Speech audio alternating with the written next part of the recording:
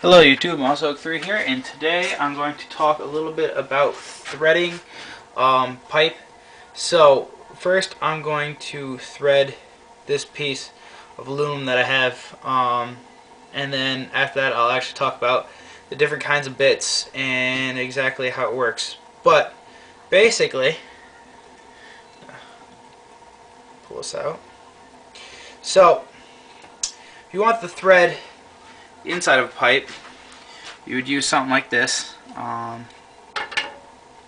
Here's the bit for it, and we have this, which actually holds the bit, as you can see, and you just tighten it up. So first I'm going to do a quick threading demonstration, and then we will get on to the all the other bits and stuff that come with this.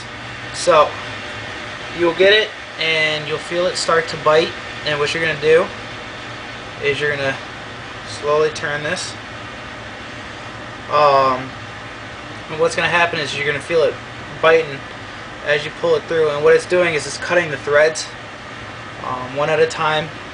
And so it's a slow process. You know, you're not supposed to be in a rush when you do this. If you do, you're going to mess it up, and then you're going to have to start all over again. Because I'm using aluminum, I don't have to worry about heat or oil too much. When you're using steel, other products, or using a big piece of aluminum or whatever, it would be advisable to use some form of lubrication. And that could be in the form of oil. Some people use WD-40. I personally wouldn't use WD-40, but some people do. But oil, just some extra motor oil or something is fine. And it's basically to help everything cut better, dissipate the heat a little bit more on it. But since I'm doing aluminum, it's no big deal. So, as I was talking about, you just, get it in there and everything else. So, now you've seen that, we are going to actually look at a set.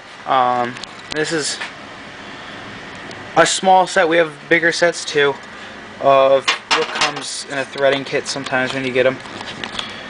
So for this particular one, we have the T. As I talked about, we got the bit and the actual stand that holds it. So this is for threading inside the pipe, or inside the hole that you're doing these type of bits, and we got a bunch of them, as you can see right here. And there's a difference if you look at them.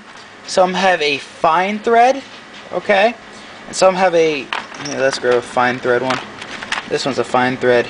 You guys probably can't even really see that many of the ridges. Or a coarse thread, which is not as many threads per inch. So basically, you take this, and as I was doing over here on our piece of aluminum, I was threading it. And then, so once you have the inside, say you want to do a outside piece that is going to thread into the inner piece that you've just made, then you use one of these. And they all come like this, and I mean, you can get sizes that are like this. I mean, you can get big ones that are huge. It depends, and I mean, everything's set accordingly. All the holders and everything else will be made appropriately to the size of the piece. So this is the stand that goes with these. Let's grab this one.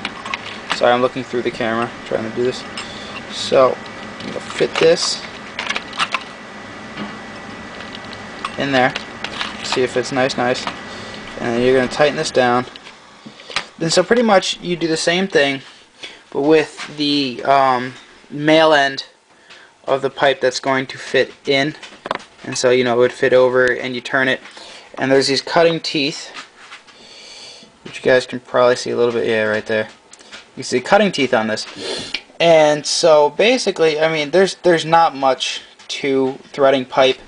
As I said, if you're going to use, or if you're going to cut steel or something, using oil is advisable. For these, and for both male and female things, when you get two bigger size bits.